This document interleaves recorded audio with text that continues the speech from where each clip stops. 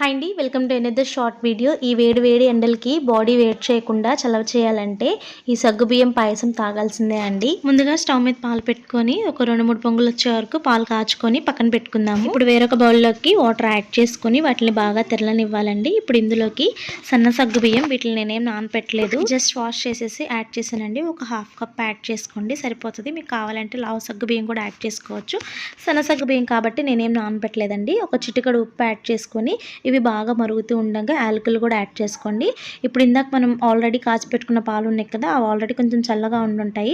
మీకు సరిపడ్డ పాలు యాడ్ చేసుకొని అందులోకి కొంచెం షుగర్ కూడా యాడ్ చేసి సిమ్లో పెట్టుకొని బాగా తెరలనివ్వండి.